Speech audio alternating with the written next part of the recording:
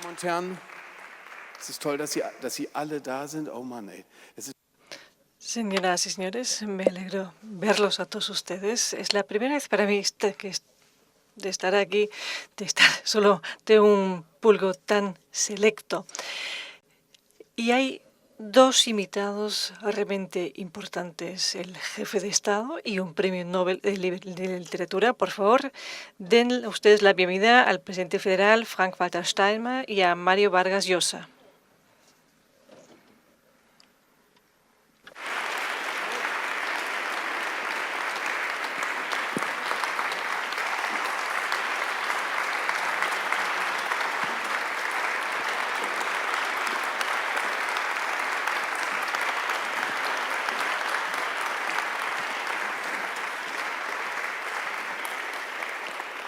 Und ich freue mich jetzt, dass der Direktor des Festivals, El director del Festival Internacional de Literatura de Berlín, Ulrich Schreiber, ahora les va a dar a todos ustedes la bienvenida.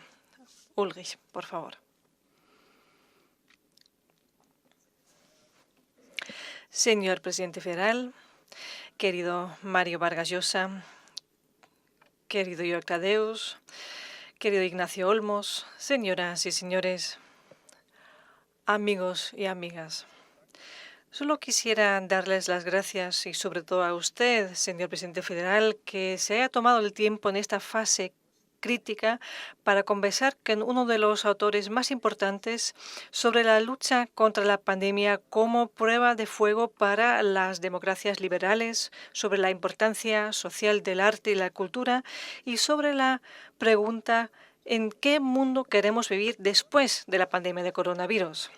Me alegro sobre todo porque usted, como instancia literaria ya en el tiempo de ministro de Asuntos Exteriores, cuando usted hacía introducciones brillantes a charlas con autores de todo el mundo, y que usted además lo que continúa haciendo en su cargo actual. Entonces usted, señor presidente, sería de hecho el moderador ideal para estas jornadas.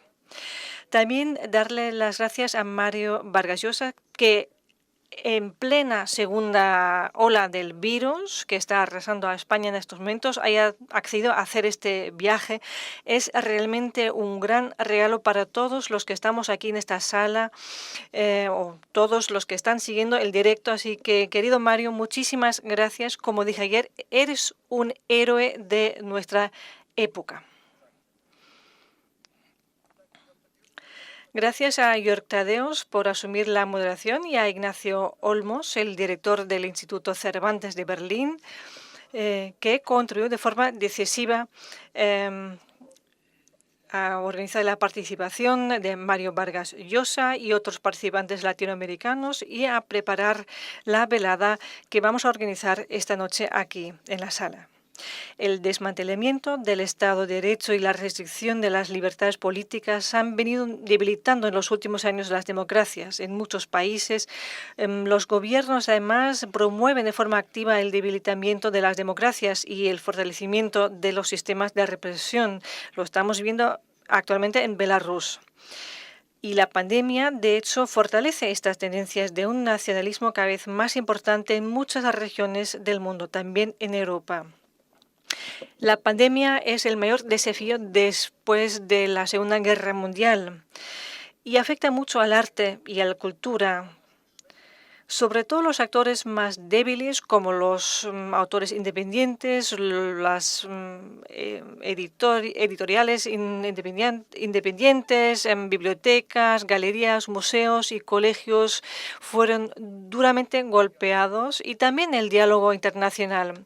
Y por esta razón las instancias políticas, no solo de los Estados federados, sino también del Estado federal y de la Unión Europea, deben concentrar su atención en este sector y promover y ofrecer un apoyo financiero para que la vida cultural no sufra demasiado en estos tiempos de crisis y de pandemia. Uli Schreiber ya lo ha dicho. Ha sido gracias entonces al Instituto Cervantes el poder darle la bienvenida hoy a Mario Vargas Llosa. Fue gracias a Ignacio Olmos, el director del Instituto Cervantes. Así que es un gran placer que esté aquí con nosotros. Así que, por favor, Ignacio Olmos.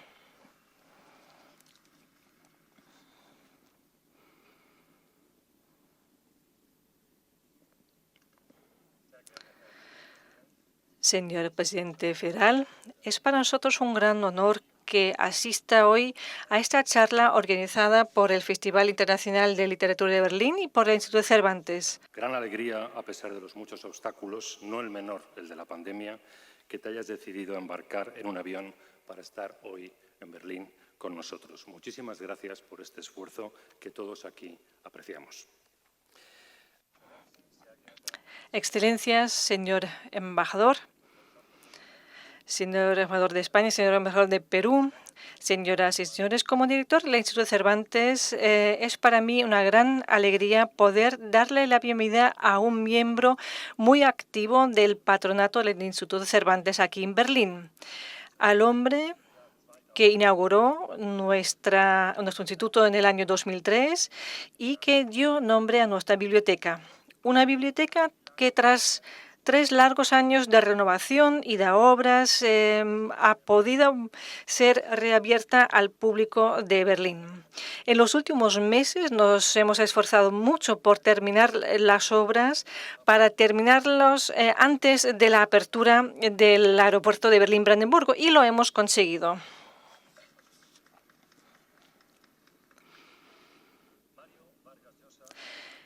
En el año 2005, Mario Vargas Llosa escribía: cuando este maravilloso festival es la obra de un hombre audaz y espontáneo que se llama Uli Schreiber, que consigue lo imposible por encontrar los medios financieros necesarios. Desde hace años, el festival busca integrarse de forma formal en el paisaje cultural institucionalizado de Berlín. Y en 2017, Mario, junto con otros 250 autores, ha publicado una carta abierta para apoyar una Berlinale de la literatura, para realizar así este sueño. Mario Vargas Llosa es para muchos la voz más importante y más interesante de todo el mundo hispanohablante y representa tal vez como uno de los últimos el ejemplo del escritor activo que se dedica a todas las cuestiones sociales y políticas en la sociedad que desde Jean-Paul Sartre llamamos intelectuales. Su defensa radical e incansable de la libertad en todas sus formas le han valido, sobre todo en estos tiempos de lo políticamente correcto, defensores entusiastas y también enemigos acérrimos. Esta lucha política por la defensa liberal del mercado libre siempre han sido compatibles en su literatura con el análisis profundo y empático de los perdidos de la sociedad, que están siendo oprimidos por los poderosos o víctimas de la codicia y de la corrupción. Y en esta compatibilidad es ahí donde reside su verdadera grandeza. Esta actitud crítica la comparte con Frank-Walter Steinmeier. Para los españoles, se podría decir incluso para los europeos, el presidente federal es una figura admirable, política e intelectual que no tiene parangón. Representa esta postura difícil, siempre vigilante de autocrítica alemana que rechaza cualquier tendencia nacionalista. Yo mismo vivía aún en Nueva York cuando leí un artículo en el New York Times sobre su discurso con ocasión del 75 aniversario de la liberación. El título era Germany's Lessons for China and America y describía el discurso del presidente federal como powerful in its honesty, its humility, its seriousness, its decency, its morality, its courage.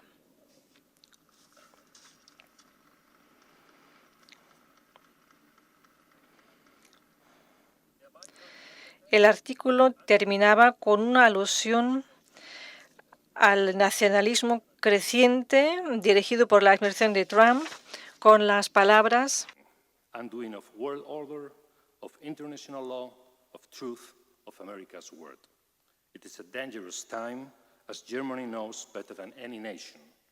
Autocracy feeds on fear, misery, resentment, and lies. It did in the 30s, it does now. So, better to love your country with a broken heart, according to Steinmeier, than to love it blind. Vielen Dank, Herr Bundeskanzler. Muchas gracias, señor presidente federal. Muchas gracias, querido Mario. Muchas gracias, Jörg Thaddeus, por vuestro compromiso y por esta gran charla a la que vamos a asistir ahora. Muchas gracias. Muchas gracias, señor Olmos. Ahora, señor presidente, señor Vargas Llosa, por favor, vengan aquí y siéntense con nosotros. Ya hemos puesto aquí los asientos. Por favor, el presidente federal en el medio, en el centro.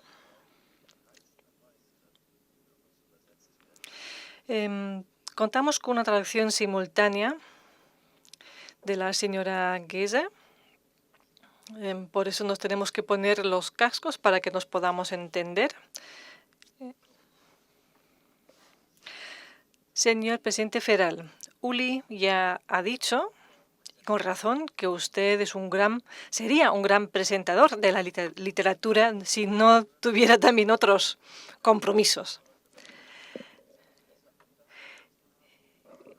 ¿Diría usted que usted ha leído de forma distinta o leído otras cosas durante la crisis? He leído los libros que tenía ahí desde hace tiempo y que todavía no me atrevía porque eran libros bastante gordos y los intervalos en los que puedo leer a veces son demasiado cortos. Pero creo que es una gran falacia que en estas profesiones políticas uno ya no lea. Yo necesito leer, necesito la literatura para hacer lo que estoy haciendo y obviamente intento mantener amistades con otras personas, otras naciones y siempre está el esfuerzo por entendernos. Y, por supuesto, me dan buenos informes de mi propia casa, del Ministerio de Asuntos Exteriores, pero también necesito una fuente de experiencias, de conocimientos para tener otro acceso a estas cosas. Y por eso me remito a la literatura porque veo que, de hecho, la literatura es algo como una escuela de la tolerancia o de la empatía, porque la literatura abarca todo el abanico de las percepciones de una sola realidad y por eso nunca he dejado de leer. Intento hacerlo cada vez que puedo. Y al principio, al igual que todos los que estamos aquí en esta sala, he vuelto a leer La peste y los Die Effingers y también la novela de Ullstein y otros muchos libros más. Lo necesito. Y como hay tantas cosas nuevas que han surgido en estos últimos 6 meses, no añoro las videoconferencias, pero tiempo para leer sí. Señor Vargas Llosa, ¿usted también ha leído otros libros o como el presidente federal los libros gordos que venían esperando desde hace mucho tiempo? ¿Cómo lo ha hecho usted? Mire, para mí ha sido una maravilla el confinamiento porque he podido releer muchos libros que me habían marcado profundamente y que no había tenido tiempo de releer. Por ejemplo, Guerra y Paz de Tolstoy, que es un libro que para mí fue absolutamente fundamental en la vida. Después he releído el Ulises de Joyce, que es un libro que he leído por tercera vez.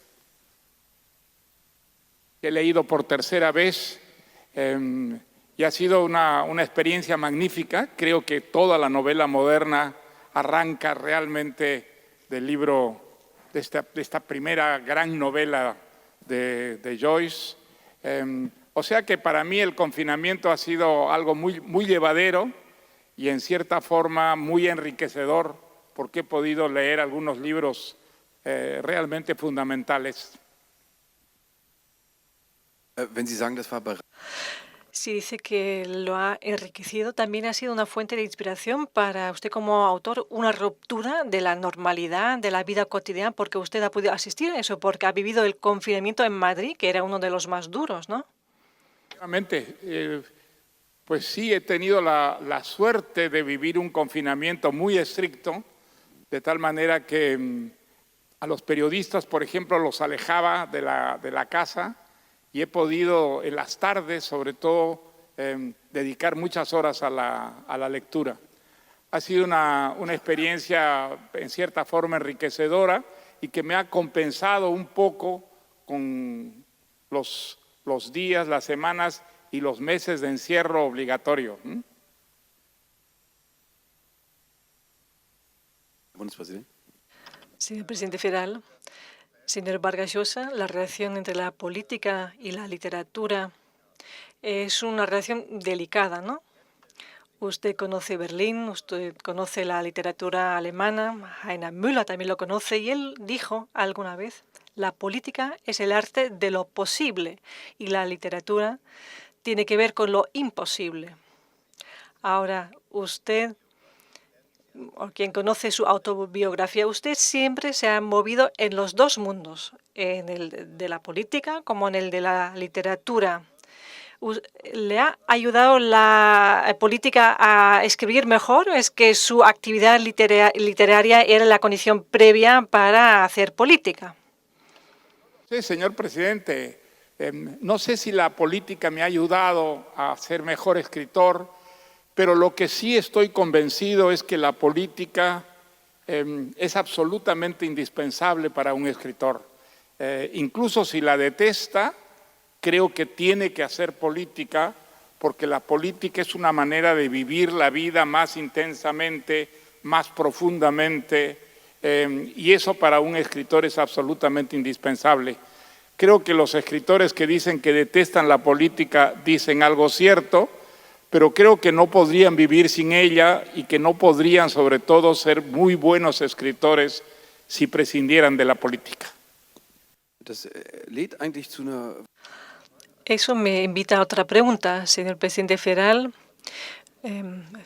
Ha preguntado por la relación entre la política y la literatura. Y usted es alguien que tiene un gran interés por la literatura. O sea, entonces, ¿cuándo llegará la hora suya de convertirse en escritor? Espero que todavía me quede algo para ese momento. No, pero yo no trabajo como escritor, pero de hecho uno escribe todo el tiempo otros textos, no textos literarios.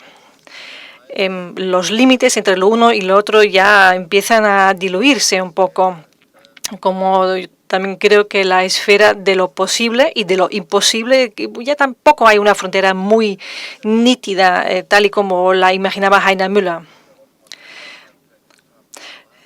Bueno, antes de preguntarle si tiene ganas de escribir una novela, los voy a confrontar a los dos con una tesis provocadora de esta tarde, que la dictadura me protege mejor de estas cosas como una pandemia, como del COVID-19, de lo que pueden hacer las democracias liberales. Podemos interpretar las cifras de esa forma. Francia tiene más muertes que Irán, pero menos habitantes. En Irán hay 20 millones de personas más. En Perú viven 31 millones y tienen más muertes que Francia y muchos más muertos que en China. Según las estadísticas de Johns Hopkins, hay solo 4.700 muertos en China. O sea que ¿está usted de acuerdo en eso, que las dictaduras protegen más a sus gentes? Bueno, yo diría, antes que nada, ojo con las cifras, los muertos infectados y hacer una comparación entre sistemas, porque esto no funciona. Viendo nuestro propio país, creo que en estos momentos tenemos buenos motivos para decir que la democracia liberal ha sido capaz y lo ha demostrado a reaccionar de forma rápida y eficaz y de tomar las medidas de protección correctas para la población. La diferencia puede estar en el hecho de que en la democracia, y es algo que queremos, que hay un debate sobre estas medidas. Y A veces también hay un examen jurídico a través de un tribunal de estas decisiones y a lo mejor se adaptan las decisiones en función de los nuevos conocimientos científicos. Así que tenemos una condición para que la protección ante más infecciones se haga en un debate transparente y claro, y que de esta forma se pueda mejorar. Y los estados autoritarios no tienen esta posibilidad. Obviamente, pueden dar respuestas de un aislamiento más contundente, tal y como se intentó en China, por ejemplo, pero utilizando un parámetro para hacer esta comparación a través del mundo entero, pues hay diferencias entre sistemas autoritarios y hay diferencias entre sistemas democráticos, y eso no depende tanto de la voluntad de tomar decisiones de los distintos gobiernos o de distintos grados de movilidad de la población. Por ejemplo, la diferencia entre Europa occidental y oriental, uno ve que ahí donde hay grandes aglomeraciones, más movilidad, entonces aumenta la tasa de infecciones, y en los estados de Europa Oriental, también los que forman parte de la Unión Europea, la dinámica de infección todavía es menor. Hay una cosa que sí está clara.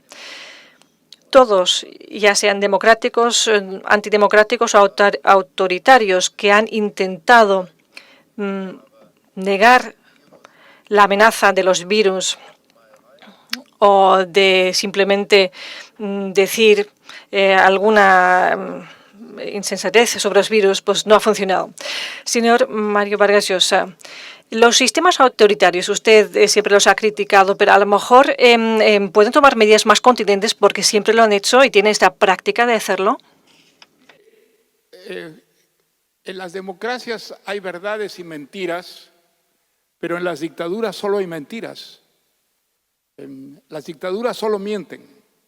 Entonces, mire usted el caso de China, donde nació el virus, donde aparentemente surgió el virus. ¿Qué sabemos? Prácticamente nada. Sabemos que unos científicos muy honestos denunciaron la aparición del virus. ¿Qué hizo el gobierno chino? Los encerró, los castigó, los obligó a desdecirse de lo que habían dicho, a reconocer que habían mentido, y finalmente no sabemos ni siquiera qué pasó con esos señores, si están presos, si siguen presos todavía. Tampoco ha quedado nada claro respecto a lo que ha vivido realmente la experiencia china con el virus. Todavía es un misterio, ojalá se aclare en algún momento. Y entonces yo creo que lo ocurrido en China es un indicio de lo que ocurre con las dictaduras. Las dictaduras siempre mienten y por eso nadie les cree. Que han sido más protectoras de la ciudadanía, eso no hay manera de saberlo, porque como las dictaduras solo mienten, pues existe una enorme, digamos, interrogación al respecto, que en el caso de las muy mediocres democracias, por lo menos podemos acercarnos a una verdad. Los gobiernos en las democracias tienen también muchas veces la intención de mentir, pero como existe libertad, hay un periodismo que les impide mentir o que denuncia sus mentiras, y por eso creo que siempre es preferible la libertad a la dictadura. Herr Thaddäus, wenn ich noch ergänzen darf. Señor Tadeusz, si puedo complementar. Las posibilidades para reaccionar tampoco son las mismas en todo el mundo. Aquí, en Europa, en muchos estados hemos tomado la decisión de hacer un confinamiento más o menos estricto, limitando las posibilidades de comerciar, de establecer contactos, de moverse. Salas como esta, salas de teatro, se han cerrado durante un tiempo y han sido realmente decisiones duras para las personas, para la economía. Pero aquí teníamos esta posibilidades que no existen en otros estados, como también en estados de América Latina, porque las personas no tienen un trabajo formal en alguna empresa concreta, sino que dependen de salir a la calle todos los días a ofrecer su mano de obra, o también estados africanos, donde el coronavirus está en otra jerarquía de amenaza. Un ejemplo, hace unas semanas hablé por teléfono con el presidente de Kenia y hablamos sobre el coronavirus. Y él me dijo, pues yo todo eso lo entiendo y también sé que es peligroso y lamento realmente las altas cifras de infección en Europa, pero tienes que entenderme, yo tengo aquí ébola en el noroeste del país. Tengo malaria, no hay vacuna contra eso. Tenemos el SIDA en el país y la segunda ola de saltamontes se está comiendo la segunda cosecha y a lo mejor encima tengo el riesgo de coronavirus. Mi reacción tiene que ser distinta a la de ustedes en el norte, en Europa. Así que ya puestos a comparar, tenemos que tomar en consideración las distintas posibilidades de reacción que existen en distintos países o continentes. Claro, eso también puede explicar, señor Vargas Llosa, por qué Perú ha sido tan afectado como tercer país más grande, pues uno de los focos de coronavirus. ¿Cuál es su explicación de esto?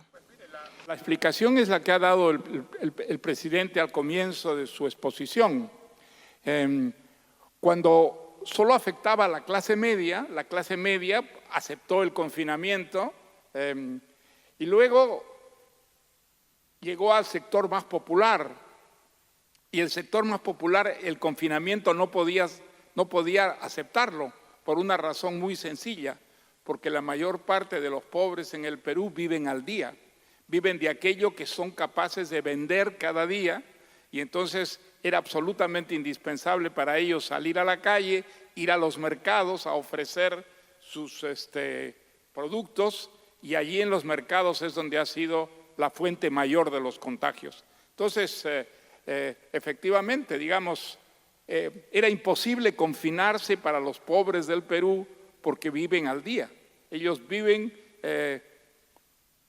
con lo que son capaces de vender cada día y si no venden cada día, pues simplemente no comen, ¿no? Entonces, el virus ha golpeado terriblemente a los pobres y es el mayor número de contagios y el mayor número de muertos en el país que, como usted ha señalado, es muy grande, ¿no?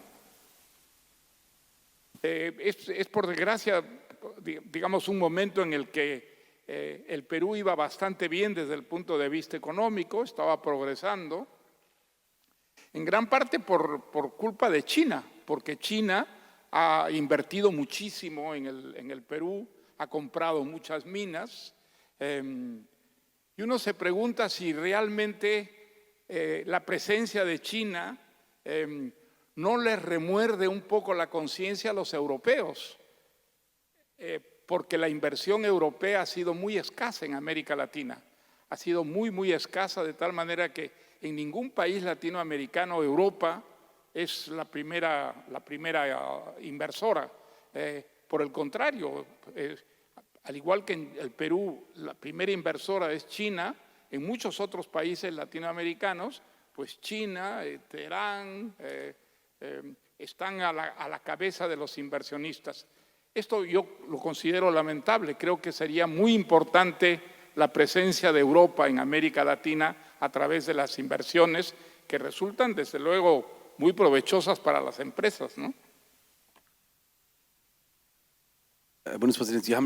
Señor presidente federal, usted ya viajó a América Latina varias veces, ¿no? Y siempre nos ha dicho, sí, tenemos que hacer más, tal y como lo acaba de decir el señor Vargas Llosa, tenemos que estar más presentes en América Latina. Sí, hay muchos motivos para eso. Y podría ser que Europa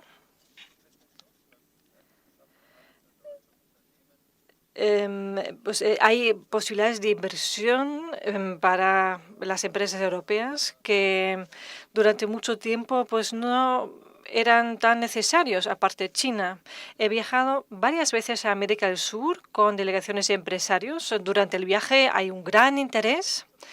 Cuando pregunto 6 meses después, un año después, si del viaje se han realizado inversiones o algo, muchas veces eran inversiones de empresas que ya llevaban décadas presentes en América Latina. Es cierto, las distancias son muy importantes, pero acabamos de escuchar, y es verdad, que para los que están del otro lado del Pacífico, pues las distancias son las mismas. Así que creo que sí, que esta advertencia es correcta, que las empresas europeas y también las alemanas deberían realmente dedicarse más a los mercados latinoamericanos. Bueno, y América del Sur también está pasando por un proceso de transformación. Sé que Perú tiene un gobierno de 9 partidos para luchar contra el coronavirus, si mis informaciones son correctas. Y, señor Tadeos, me gustaría saber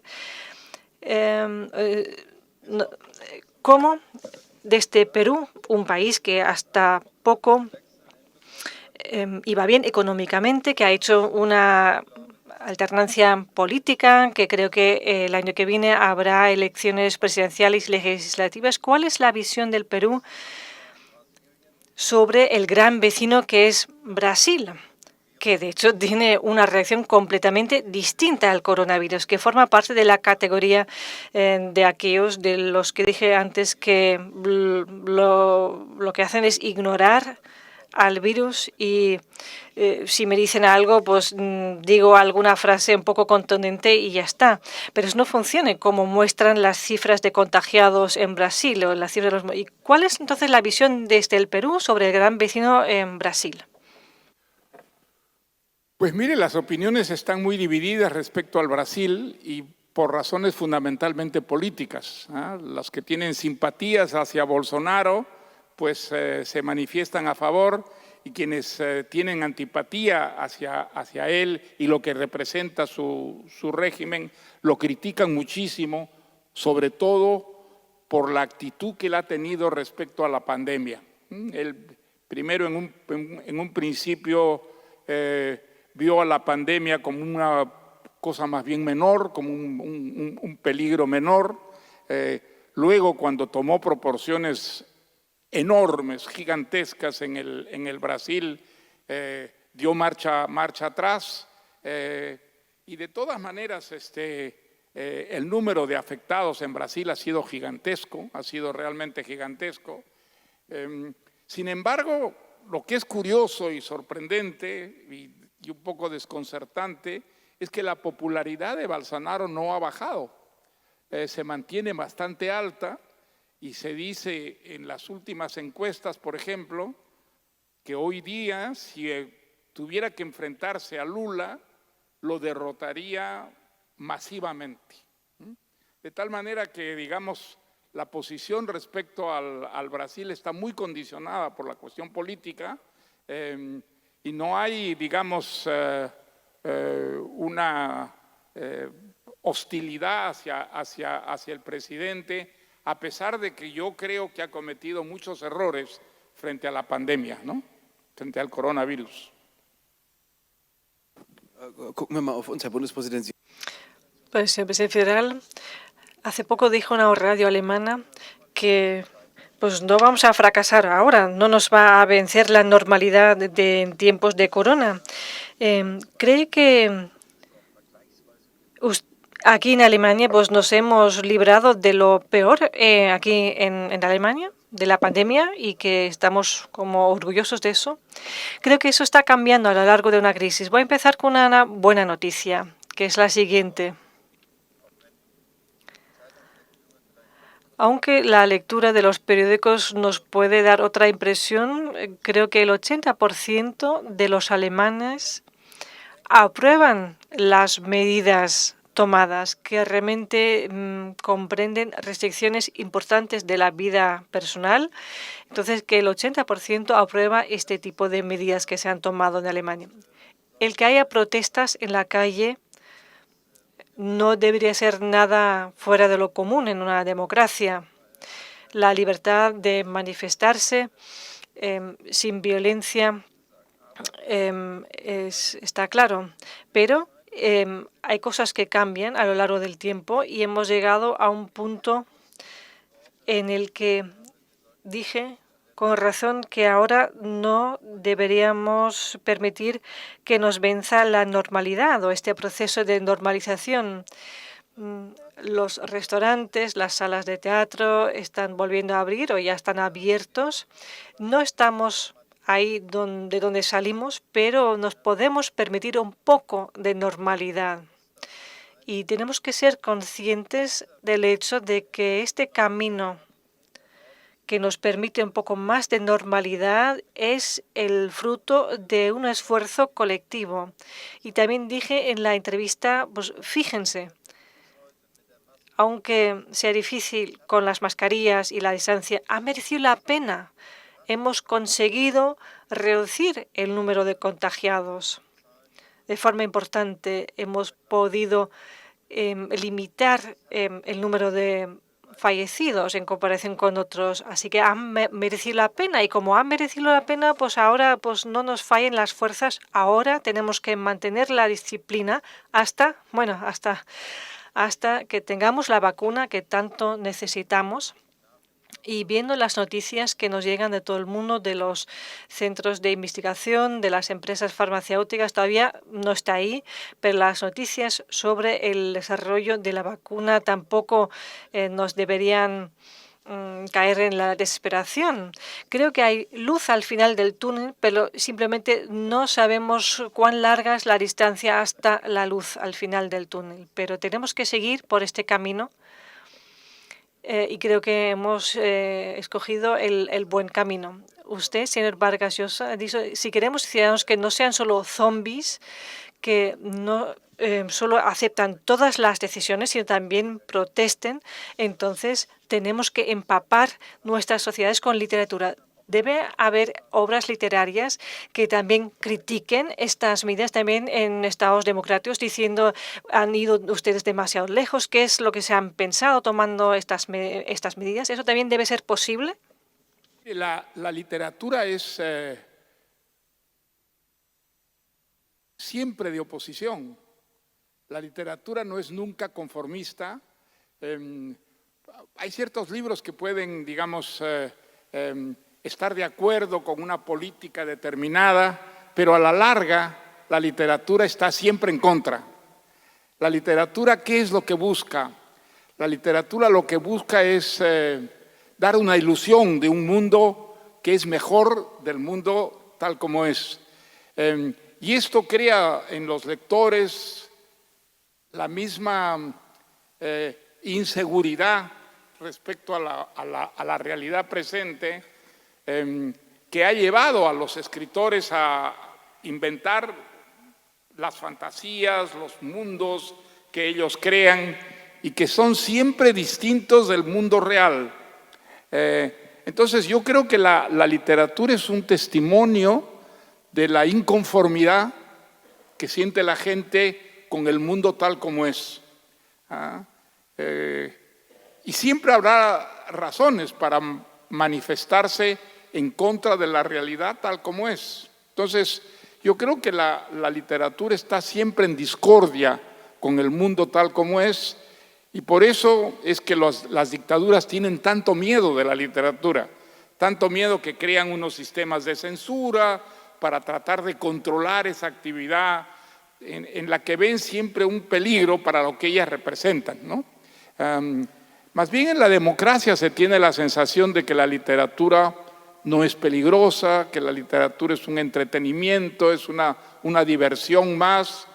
En realidad, quienes piensan así se equivocan. Yo creo que la literatura es un fermento de disconformidad y que crea ciudadanos que son mucho más difíciles de manipular que los otros. Unos ciudadanos que son díscolos, que son inconformes, que siempre tienden a criticar, que están buscando, digamos, aquello que anda mal, y eso es bueno, eso justamente es lo que permite a las democracias renovarse, perfeccionarse. Creo que las democracias en nuestros días son infinitamente mejores, superiores a las democracias en el pasado, en tanto que todas las dictaduras, sin excepción, son siempre peores y cada día peores, ¿no? Eines der Bücher, was ich Uno de los libros que leí durante la pandemia es la biografía de Wolf Biermann. La biografía retrata lo peligrosa que puede ser la palabra.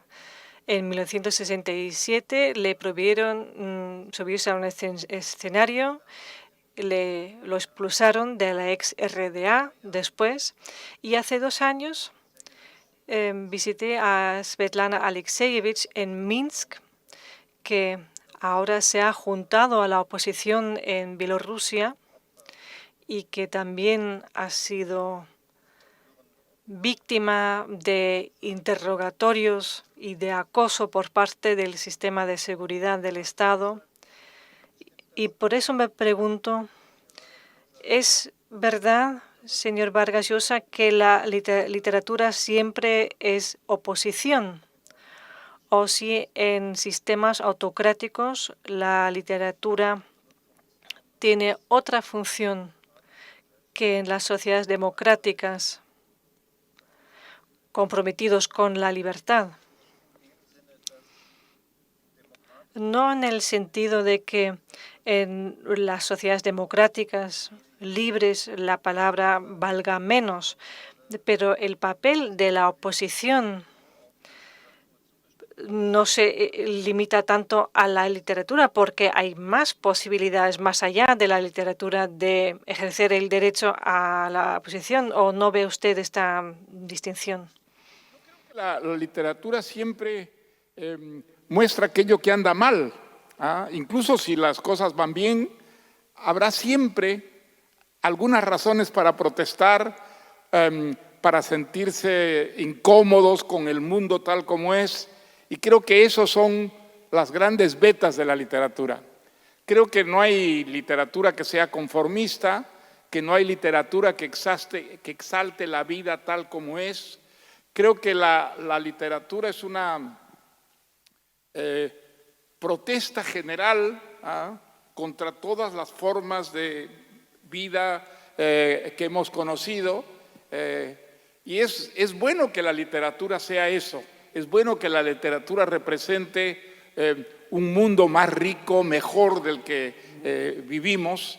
Creo que es bueno, es una manera de incentivarnos hacia la mejora de las cosas. Es imposible que una sociedad satisfaga a todo el mundo. No hay manera. La sociedad más perfecta siempre será imperfecta para algunos sectores, para algunos individuos. Y esos son los que producen la literatura. La literatura no será nunca conformista, aunque a menudo nos parezca injusta, nos parezca por qué se quejan, por qué protestan tanto, por qué lloran cuando esa vida pues, es infinitamente mejor de la vida en el pasado. Yo creo que es bueno que haya siempre una necesidad de protestar, porque si no nos paralizaríamos y la vida no cambiaría y no habría progreso en el ser humano. Creo que la fuente mayor del progreso con la que contamos es justamente la literatura.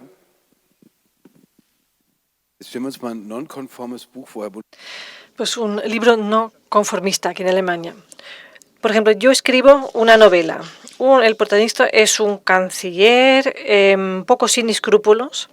Para él, Corona es como el modelo a seguir porque le permite tomar acciones contundentes cuando hay peligro. Y dice, el próximo peligro es el calentamiento global y establece una dictadura ecológica. Bueno, no tenemos tiempo para todos estos debates y por eso pues me invento una buena dictadura. ¿Sería una novela que usted recomendaría a alguien que escribiera esta novela? No sé si tenemos que alentar a la escritura de un libro de este tipo. Supongo que ya se están escribiendo. No sé si aquí, porque la tentación está ahí también en las democracias, pero viendo un poco el debate de las últimas semanas o meses, no al inicio de la pandemia, pero en los últimos meses. Ya a día de hoy ya no estamos en la situación en la que todos decíamos es la hora del poder ejecutivo a partir de hoy, es obediencia hasta la muerte, el gobierno dice lo que hay que hacer y los ciudadanos lo siguen a ciegas. Y la situación en la que estamos ahora, de hecho, ya es otra. No solo nos tranquiliza, pero creo que es una evolución normal. Por un lado, viendo la ciencia, de hecho, se encuentra inmerso en un proceso de debate. Ya no solo tenemos uno o dos virólogos que dicen lo que hay que hacer, hay un proceso muy transparente a nivel de la ciencia, lo que demuestra también lo que ha dicho Mario Vargas Llosa, que la verdad es algo muy frágil, algo muy temporal. La verdad es válida hasta que no se haya contradicho por otra verdad. Y este proceso que le permitimos a la ciencia, y creo que es un progreso cultural, es que ahora muchas personas en Alemania digan sí, es un proceso de aprendizaje que también le tenemos que conceder a la política. La política al principio, bajo la máxima incertidumbre, tuvo que actuar, pues ha aprendido, ha corregido y se ha dotado de un mecanismo de aprendizaje del que pensaban los ciudadanos en el pasado, eso es superfluo, eso no es necesario, la política tiene que saber de entrada lo que hay que hacer. Pero creo este avance cultural que he intentado escribir con estas pocas palabras, de hecho, no está nada mal. Y tercero, las personas no hacen algo porque se les haya dicho, sino porque lo entienden, lo comprenden, saben que es razonable y han desarrollado algo como confianza en las decisiones con las que han sido confrontados. Y confianza no significa renunciar a todo tipo de crítica o pregunta. Es la confianza que se basa en el propio juicio. Y este juicio propio de las personas se ha fortalecido en los últimos meses porque la política pocas veces ha sido tan palpable como en los últimos meses. Los periodos de decisión entre la decisión política y un cambio en la realidad a veces son tan largos que el resultado, de hecho, ya no se relaciona con una decisión concreta. Ahí la política ha sido algo realmente palpable, algo que uno ha notado en su vida cotidiana y lo que ha llevado a que las personas hayan podido hacerse una imagen de la situación y todo eso ha llevado a la situación en la que estamos ahora, con un debate crítico y de autocrítica sobre las medidas, pero de hecho yo no temo, como lo hacen otros, que nuestra comunidad pueda derivar en unas tendencias autoritarias. Yo, de hecho, no veo este peligro. Señor Vargas Llosa, una democracia también tiene que decir lo que es verdad, lo que no es verdad. También una democracia liberal tiene que poder decir esto es correcto, esto no es correcto, y ustedes, los que definen las teorías conspirativas, pues ustedes se equivocan. Bueno, yo creo que la democracia liberal es en esencia eso mismo. Es un debate permanente en busca de las mejores soluciones. Nadie tiene una palabra definitiva sobre las soluciones a los problemas sociales, a los problemas económicos, a los problemas culturales. Creo que, digamos, hay distintas versiones, distintas posibilidades, y la democracia liberal justamente está abierta a todas ellas, y son, digamos, las democracias liberales muchas veces se equivocan, pero cuando se equivocan pueden rectificar a tiempo. Eso es mucho más difícil en el caso de una dictadura. Una dictadura, cuando se equivoca, persiste muchas veces en el error porque no quiere reconocer nadie que se ha equivocado en ellas. Y entonces, pero digamos, haciendo una síntesis de la situación actual, yo creo que éramos demasiado arrogantes, que teníamos la sensación de que habíamos controlado la naturaleza, que la naturaleza estaba al servicio nuestro, que ya no tenía secretos ni amenazas para nadie. Y nos hemos llevado una gran sorpresa cuando hemos descubierto que la naturaleza no estaba dominada y que la naturaleza podía esconder terribles peligros para la humanidad. Uno de esos peligros pues era el coronavirus, que nadie esperaba, ningún país estaba preparado para hacer frente a una amenaza de esa naturaleza. Y creo que de todo esto va a resultar algo positivo. Por lo pronto ya sabemos que la naturaleza no está controlada del todo. En segundo lugar, sabemos que necesitamos mayor inversión en el campo de la investigación científica, en el campo de la investigación técnica, y que además tenemos que tener mejores sistemas de salud para defendernos contra lo inesperado. O sea que creo que la consecuencia en última instancia será bastante positiva, a condición que saquemos las consecuencias más lógicas de esta experiencia que ha sido terrible para el mundo entero, ¿no? Könnte man nicht als deutscher Politiker Y un político alemán no podría decir, pues lo hemos conseguido, pues sí hemos podido controlar la naturaleza y hemos estado bien preparados, el sistema de salud. También podríamos caer en la soberbia. Sí, esta hubiera sido mi respuesta, pues nada de soberbia. Nada sería peor que eso. Estamos viendo en algunos de nuestros países vecinos donde el confinamiento ha sido más estricto que aquí, que las cifras han vuelto a aumentar y de hecho aún no sabemos, Francia, España tampoco lo saben, por qué. Así que no caigamos en la soberbia, sino que pensemos en relajar medidas poco a poco, pero no vamos a renunciar a ellas del todo. Pero ¿cómo vamos a seguir? ¿Cuáles son las lecciones, tal y como lo ha hecho el señor Vargas Llosa? La naturaleza que no se puede dominar, la fragilidad de nuestras estructuras. Usted me ha hecho la pregunta si ahora no existe el peligro de que las decisiones del comienzo de la pandemia, que han sido más autoritarias, si no existe el peligro de que alguien diga, bueno, que bueno, eso lo vamos a aplicar a otros campos de la política.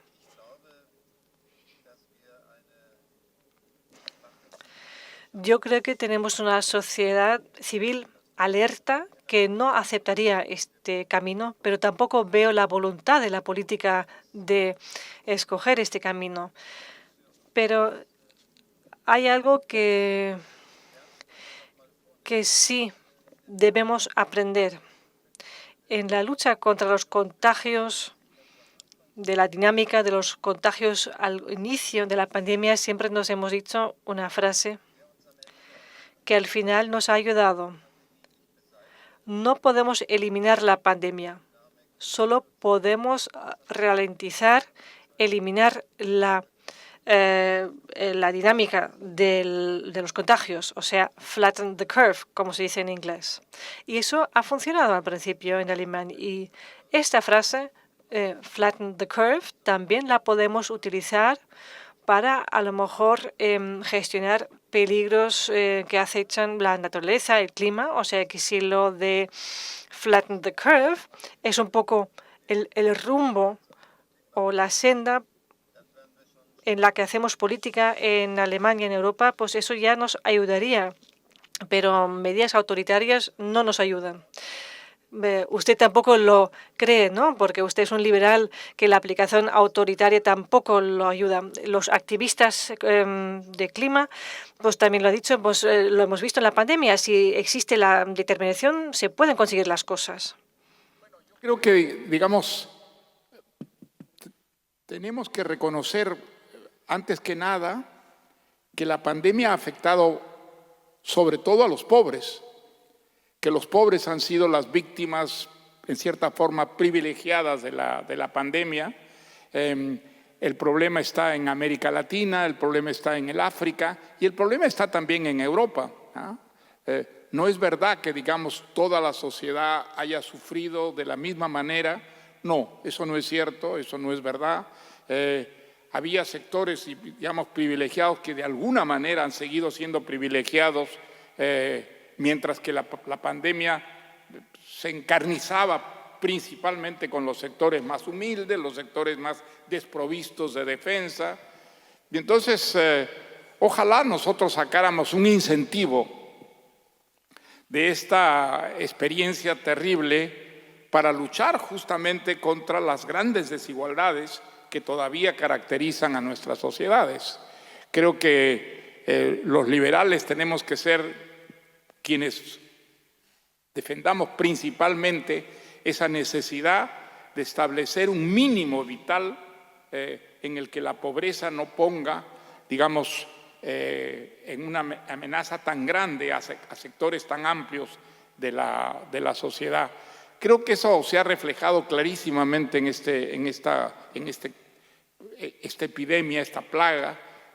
Hemos visto cómo las diferencias sociales, las diferencias económicas en una sociedad afectaban de una manera muy desigual a las personas, y creo que, digamos, es muy importante también tenerlo en cuenta para enfrentar futuras pandemias que ahora ya sabemos que pueden asomar de la manera más inesperada y a escala mundial, ¿no? Die Corona-Krise trifft. La crisis del coronavirus afecta a todos, pero no por igual. Eso vale para una sociedad. Por ejemplo, aquí no voy a citar todos los ejemplos que ya se han dicho. El que viva en un chalet con jardín, pues vive de otra forma que aquel que vive con una familia numerosa aquí en Kreuzberg o en Neukölln. El que pueda trabajar desde casa, en el home office, a lo mejor tampoco está contento con la situación, pero es una situación mejor comparada con la cajera que tiene que acudir todos los días al trabajo y encima la insultan porque están las estanterías vacías. O también la enfermera que corriendo peligro para su propia salud trabaja por la salud de los demás. O sea, dentro de una sociedad tampoco es igual y entre distintas sociedades aún menos. Así que mucho depende de cómo gestionemos la cuestión de la vacuna en los próximos meses. He hablado con el presidente de su país vecino, con el presidente del Ecuador, con la presidenta de Etiopía y de otros países. Hemos lanzado una iniciativa conjunta cuando ya en abril hicimos este llamamiento. Con el desarrollo de esta vacuna, esto debe ser un bien público global, no solo disponible en los estados ricos del norte, sino también en África, por el simple conocimiento de que la pandemia solo se vence si se vence a escala global. Las interconexiones globales son tan importantes que solo va a ser eficaz si se combate a escala global y no limitada a ciertos continentes. Y por eso también estamos hablando con el Banco Mundial, con la OMS también, para saber cómo garantizar a través de iniciativas internacionales que las vacunas, porque serán varias, estén disponibles también a escala global. Bueno, usted ya ha hablado de la peste. ¿Cuál es el resultado para el arte, aparte de distopías, de que la vida cotidiana puede terminar de un día para otro, que la normalidad es tan frágil? ¿Cuáles son sus expectativas a escala artística? Pues yo creo que, digamos, lo inesperado siempre va a enriquecer el arte a mediano o a largo plazo, ¿no? Creo que sería ingenuo pensar que en lo inmediato va a haber un efecto en el mundo artístico Yo creo que no, yo creo que hay un tiempo de reflexión y un tiempo de aprovechamiento de las experiencias que seguramente una experiencia de esa magnitud va a tener unas consecuencias tanto en el campo literario como en el campo artístico, en la pintura, en la música, pero hay que tomarse un tiempo, ¿no? Eso en el arte nada se produce de una manera muy inmediata, no, se necesita un tiempo de reflexión, de saturación de la experiencia para que esa experiencia se convierta en una materia prima artística. Yo tengo la absoluta seguridad de que va a tener un efecto, seguramente en la literatura, en la pintura, en la música, en el arte en general, pero no será inmediata. Las respuestas inmediatas son generalmente muy superficiales, muy frívolas. Habrá todo un aprovechamiento en la actualidad, pero creo que lo importante vendrá solo después. Y ojalá, digamos, el arte de alguna manera nos compense de las terribles experiencias que hemos pasado todos, sin excepción, durante estos meses, ¿no? Bundespräsident, Sie haben das Bild vom Licht. Usted ha hablado de la luz al final del túnel. Esto no es una distopía. Y usted, porque tiene que esperar la próxima alocución de Navidad, etcétera. Además, entonces habrá las luces en el árbol de Navidad, ¿no? No, pero ¿qué es lo que espera usted en este contexto? En cuanto al futuro artístico, o sea, ¿qué es lo que van a hacer los artistas de esta crisis? Ya he dicho antes, si se puede decir en sociedades libres que si la literatura tiene como función ejercer de oposición. Sé que la literatura nunca será un reflejo de la realidad. No es la misión de la realidad. No hay ningún autor que quiera simplemente reflejar la realidad. La literatura nos muestra la complejidad y la diversidad de la realidad y también aquello que a lo mejor no ven los políticos, los sueños, los traumatismos de una sociedad, distintas percepciones. Y ahí está el valor de la literatura en una sociedad como la nuestra, tal y como la veo yo. Y por eso creo que, viendo su pregunta, ¿qué es lo que hará la cultura de la pandemia? De hecho, yo creo que en los próximos meses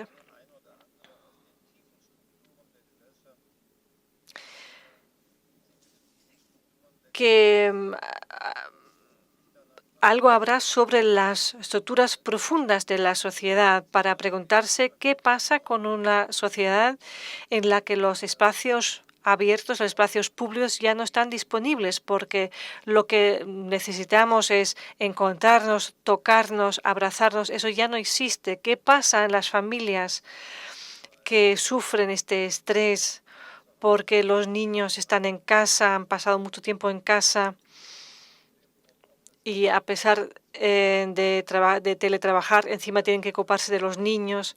O sea, ¿qué cambia en lo psicosocial de la sociedad si vivimos durante tanto tiempo bajo condiciones de estrés a lo que no estamos acostumbrados? Y yo creo que la literatura se va a dedicar a este tema y habrá lectores también en la política, estoy seguro. ¿Cómo podría continuar eso, señor Vargas Llosa? Hay una tendencia a un formato que es como un piso compartido en las salas de teatro. ¿Cómo lo ven aquí? Una sala enorme, pero muy poquita gente. Esa es la nueva normalidad, formato como un piso compartido, o sea, formato mucho más pequeño, más reducido. Uno se acostumbra a ser pocos. Usted, cuando hace una lectura, no hay miles, sino a lo mejor solo 100 personas delante de usted. Yo quisiera contradecir al presidente. con todo respeto, por supuesto. Yo vengo de un mundo en el que las personas se tocan. ¿Ah? Los latinoamericanos nos tocamos siempre. Yo recuerdo un doctor que se había graduado en Alemania, dicho sea de paso, en el Perú, y que fue a Cuba y regresó horrorizado. Dijo, pero en Cuba la gente se toca. La gente se toca. A mí me tocaban en el brazo, me daban palmadas en la espalda y yo me sentía absolutamente ofendido. Pues la verdad es que ocurre en Cuba, ocurre en el Perú, ocurre en España. En España nosotros nos tocamos también todo el tiempo. Entonces, yo no creo que los latinoamericanos y los españoles podamos renunciar a tocarnos. Yo creo que vamos a volver a tocarnos otra vez y vamos a abrazarnos y vamos a darnos palmadas y vamos a darnos besos. Y yo creo que eso es una cosa buena, es una manera de expresar nuestro afecto, nuestro cariño, nuestra simpatía hacia los otros. Eso pues está en la vida nuestra, viene desde muy atrás y yo creo que va a volver, ¿no? Creo que a nosotros las prohibiciones nos cuestan mucho trabajo resistirlas. Hay gente que se rebela contra estas prohibiciones, la de no tocarse, por ejemplo, y yo tengo la esperanza de que muy pronto ya vamos a poder volver a tocarnos otra vez, porque esa es una manera de expresar nuestra simpatía, nuestro cariño, nuestra cercanía hacia los otros. Das hat ja auch schon eine ganze Menge Einfallsreichtum hervorgebracht. Sí, no he estado en contra de esta vuelta a la normalidad. Simplemente he dicho que durante un tiempo vamos a tener que sopesar cuál es el coste y cuál es el riesgo. Es lo que he intentado también decir en mi respuesta, que algo le cuesta a la sociedad reducir los contactos humanos. Esto deja huellas, así que sí, vuelta a la normalidad, pero creo que aquí en España y también en América del Sur todavía durante un tiempo vamos a tener en mente hasta qué punto entramos en el riesgo de contagiarnos o no. Creo que usted ha descrito correctamente el deseo de las personas, pero el dilema que yo he escrito creo que lo vamos a seguir teniendo unas semanas más todavía.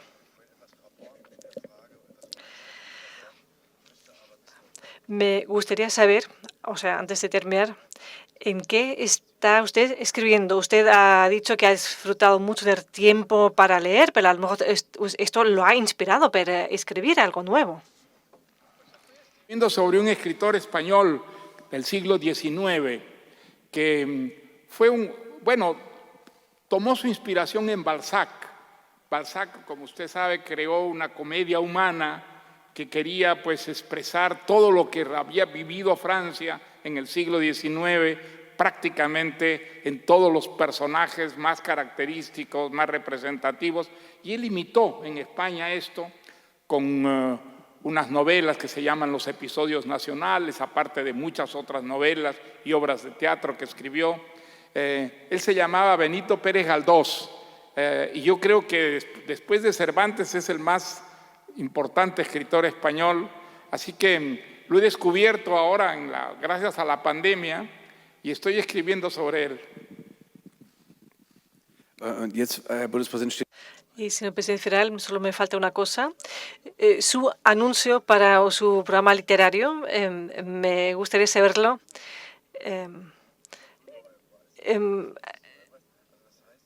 Me hace pensar en Churchill también. O sea, ¿cuál sería su idea si tuviera tiempo, claro?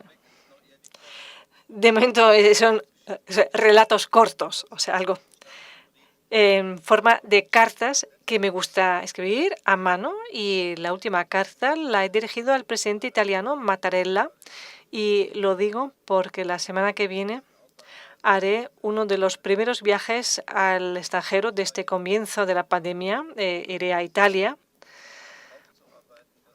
para trabajar un poco lo que ha pasado entre alemanes y italianos en los últimos meses. Yo lo creía casi inconcebible después de la interrupción de las exploraciones a Italia y el enfado que ha habido, que haya habido tantos resentimientos entre alemanes y italianos con esta velocidad. No todos sabemos o podemos leer periódicos italianos, pero realmente durante un tiempo ha sido muy desagradable lo que se podía leer en los periódicos italianos sobre esta falta de respeto por parte de los alemanes, su distanciamiento del mundo mediterráneo. Hemos tenido contacto muchas veces los dos con Mattarella y nos hemos propuesto intentar aclarar estos malentendidos que ha habido y que cuando ahora podamos volver a tener un encuentro personal, ahora en Milán y espero que también en muchos otros puntos de Alemania y de Italia. Pues les deseo mucho éxito con eso. Muchísimas gracias, señor Vargas Llosa, señor presidente federal. Muchas gracias a todos ustedes, señoras y señores, por acompañarnos esta tarde. Muchas gracias.